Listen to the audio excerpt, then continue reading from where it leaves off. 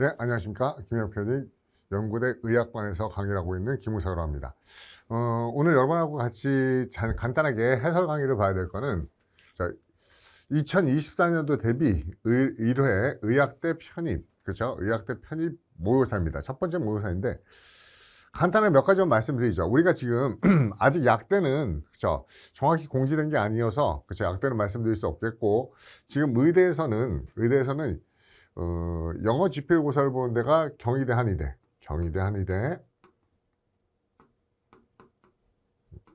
한의학과, 그렇죠? 문이과 같이 뽑고 있죠. 한의학과, 그 다음에 그렇죠? 아주대, 의대, 그 다음에 인하대, 의대, 그 다음에 건국대, 수의학과. 이렇게 영어 시험을 보고 있습니다. 오늘 제목을 보시면 알겠지만은 기본 요번 모의고사는 형식적으로는 경희대 한의학과, 그렇죠?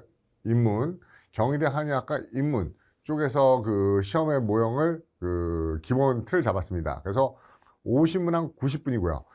기본적으로 50문항 90분이면 시간적으로 여유가 있을 것 같기도 한데 실제적으로 들여다보면 그렇진 않아요. 그래서 작년도 경희대 한의학과 문제를 포맷으로 마쳤는데 지금 우리가 준비한 데가 여러분들이 각기 다르시겠지만 경희대 한의학과를 준비하신 분도 있고 아주대 의대 또는 인하대 의대, 건국대 수의학과 공통적입니다. 뭐가 공통적인가면요. 영어 시험이라는 게 뭐 예를 들어서 그렇게 보시면 되죠. 경희대는 경희대 문제, 아주대는 아주대 문제, 인하대는 인하대 문제 이렇게 다르진 않습니다. 그래서 여러분들이 공통적으로 준비를 하시면 되는데 그래도 약간의 학교마다 포맷은 다르기 때문에 그거에 대해서 간단하게 말씀을 드릴게요. 경희대 한의학과를 기본 모형으로 잡은 이유는 제가 보기에는 그거 같아요. 가장 중간 난이도예요. 중간 난이도입니다. 전체적으로 중간 난이도고 50문항 90분이기 때문에 난이도가 아주 높지도 않고 아주 낮지도 않고 그렇죠. 어떻게 보면은 딱 변별력이 있게 문제가 나왔기 때문에 경희대 한의학과를 그렇죠. 영어 시험을 기본 포맷으로 잡은 것 같고 실제로 아주대 의대는 경희대 한의학과 영어 문제보다 조금 더 까다롭습니다. 문제 유형도 좀 더 다채롭고 독해 지문의 난이도도 상당히 어려운 편입니다. 그래서 이게 조금 더 난이도가 위다라고 보시면 돼요. 높다라고 보시면 되고 인하대 의대 같은 경우는 그렇게 보시면 되죠. 뭔가 하면은 앞에 보면 어휘나 그렇죠. 문법이나 이런 파트가 거의 없어요. 거의 독해 위주로 나옵니다. 그래서 난이도가 여러분이 해석 능력이 어느 정도 되신다 그러면은 조금 더 빠르게 인하대 의대는 문제를 접하실 수 있어요. 그렇지만 얘는 독해 위주로만 나온다는 거 알아두시고요. 그렇다고 해서 인하대는 조금 더 쉽네요 라고 얘기할 수도 없는 게 실제로 데이터를 보면은 인하대 의대 편입 영어는 거의 합격자 수준의 점수는 거의 만점에 가깝습니다. 그렇죠? 거의 만점 아니면 1개, 2개. 그렇기 때문에 전혀 단 하나의 그렇죠? 실수도 없어야 되는 게 또 인하대 의대이기 때문에 그렇죠? 좀 잘 준비하셔야 되고 건국대 수의학과는 경희대 한의학과나 아주대 의대보다는 난이도 자체는 그렇게 높진 않아요. 난이도 높지는 않은데 역시 뭡니까? 문제 자체가 비슷합니다. 경희대 한의학과랑 비슷하다고 볼 수 있어요. 그러니까 편입 영어에서 보자면 약간 한양대 정도 수준의 문제가 나온다고 보시면 됩니다. 그래서 이렇게 우리가 준비하는 게 경희대, 아주대, 인하대, 건국대 이렇게 나와 있는데 오늘 시험을 보면서 이런 말씀을 드리고 싶은 겁니다. 제가 말씀드리고 싶은 게 이거는 경희대 한의학과구나 이게 아니라 실제로 경희대 한의학과는 요거랑 약간 문제가 다르기도 해요. 어쨌든 여러분들이 적어도 의학대를 편입 영어로 준비하신다고 그러면요 굉장히 좋은 점수를 받으셔야 돼요. 그래서 여러분들 분명히 뭐 다른 평가 영역들에 대해서는 잘 준비하시겠지만 오히려 영어 쪽에서 여러분이 그렇죠 아주 맹점인 분들이 많기 때문에 그 부분을 집중적으로 후반기에 집중적으로 어떤 유형의 문제가 나오나 이거에 대해서 집중적으로 공략하지 않는다면은 의외로 영어에서 굉장히 많은 변별력이 차지되기 때문에 여러분들이 막판까지 잘 준비를 하셨으면 좋겠습니다. 그렇죠?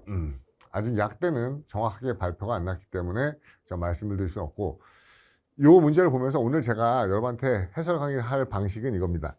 여러분들이 시험을 잘 보셨을 거라고 믿고 잘 보셨을 까 믿고, 물론 그 작년도 경희도 한의대 문제를 보면 약간 의학이나 이런 관련된 자연과학이나 의학이나 메디칼 쪽 관련된 지문들이 꽤 많은 편이에요. 물론 인문학 관련된 지문들도 꽤 많이 있었습니다.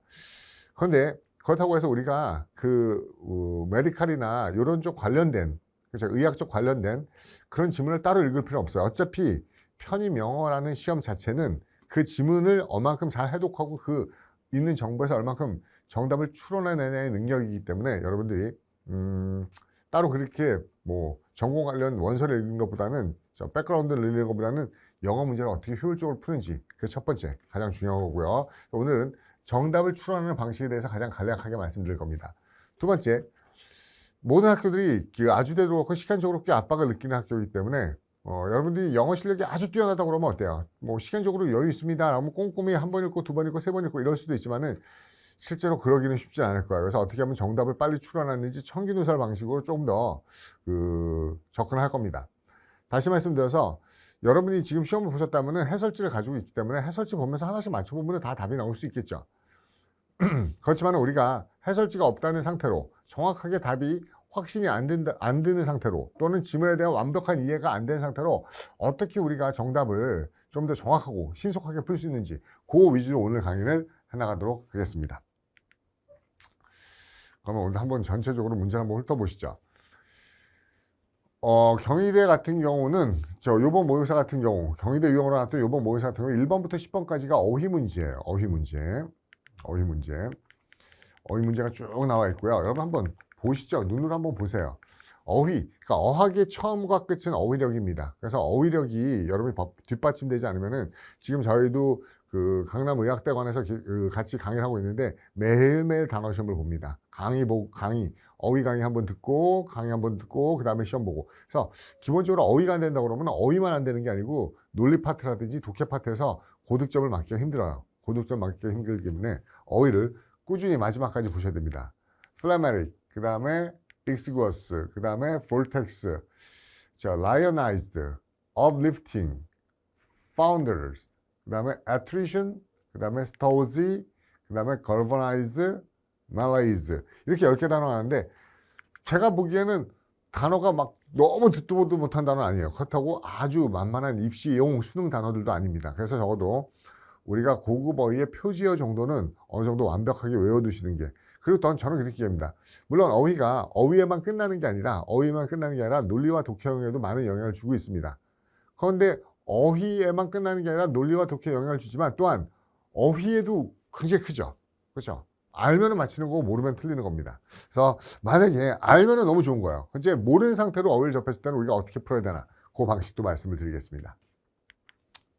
11번부터 15번까지는 빈칸 추론 문제고요. 소위 말하는 우리가 논리, 센텐스 컴플리션이라고 하는 센컴 문제고요.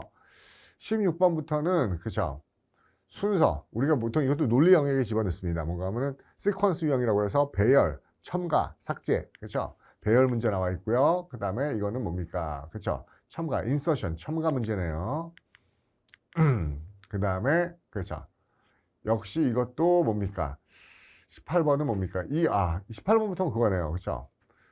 추론, 밑줄 추론.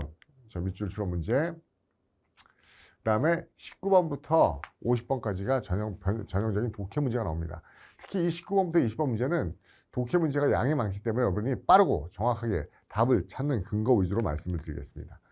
그러면은 한번 실제로 우리가 수업 시간에 어떤 식으로 학생들하고 이 의학 영어 연습을 하고 있는지에 대해서 한번 문제 풀이 방식을 비슷하게 여러분한테 적용시키면서 해설을 해드리겠습니다.